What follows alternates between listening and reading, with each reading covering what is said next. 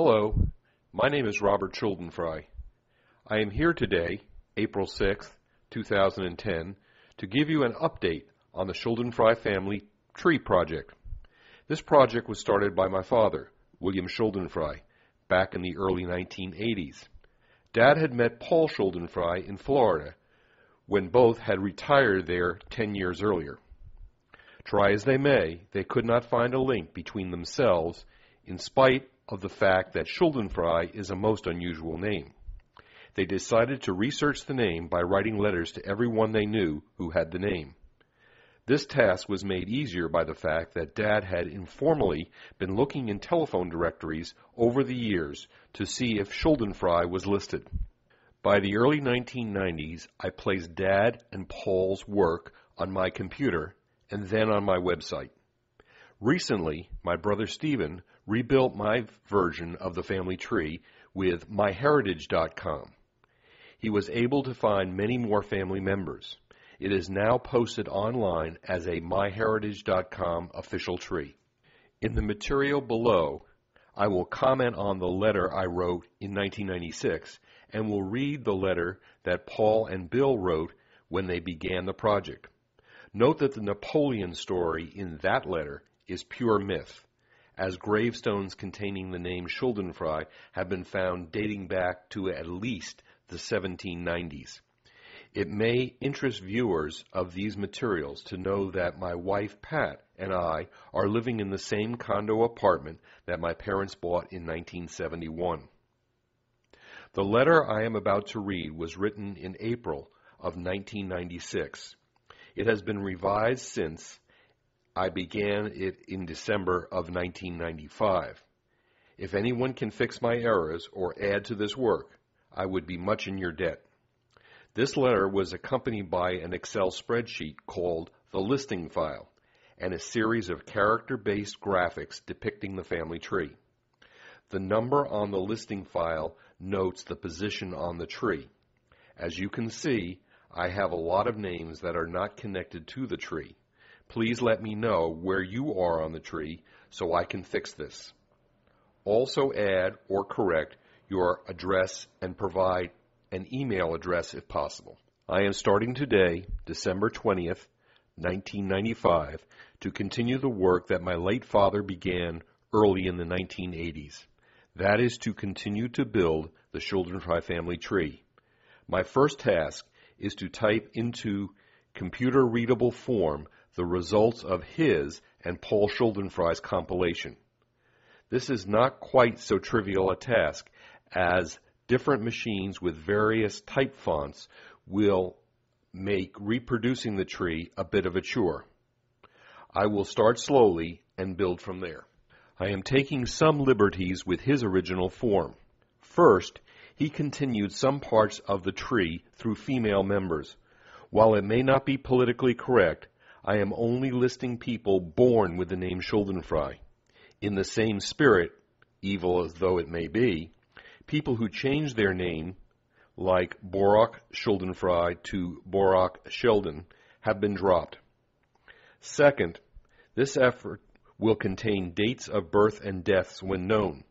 This information, along with the most up-to-date addresses, will not be on the tree but in a separate listing. This listing will contain stories and notations that will help make the tree clear. Once I have some idea who each person is, I will number the listing and cross-reference the tree. I have made a few additions as I have found new people. The listing now has many people who are not cross-referenced on the tree. The existence of the Internet should both add to the family and make it possible to change the tree easily. In the few months that I have been looking for Schuldenfrei names on the Internet, I have found 3 new ones. I hope there'll be many more. To kick this off, I am enclosing a letter my father and Paul sent to everyone they knew who were alive at the time.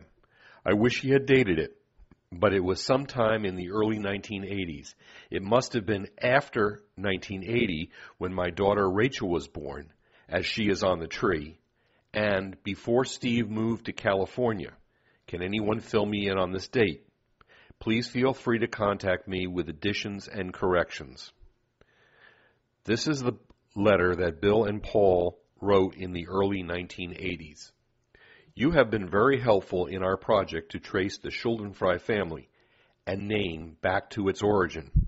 We are sending you this copy of our results thus far to show you what has already been accomplished and to see whether any of the Schuldenfreis in other branches of the family might light a spark in your memory that could tie together two different groups. So far, we have not been able to trace back to a common ancestor who probably lived between 1790 and 1820. However, every one of the branches we have contacted traces its roots back to Krakow or Bovov or some other town in very close proximity. There must be a connection in that area. Two persons have told us that the name itself came from a trade or profession and that Schuldenfrei, which means free of debt or guilt, might have come from an ancestor who might have been in some sort of financial business. However, Bill's father told me a legend which may or may not have some basis in fact, that might also serve some hidden memory in those of us who are over 75 years. It goes as follows. When Napoleon and his huge armies were heading for Moscow and sweeping all resistance before them, there was a small barony or dukedom in or around Krakow which opposed them with a pitifully small force. Our ancestor had been making a shot for making bullets in a tower and a supply of lead which he supplied that little army with bullets.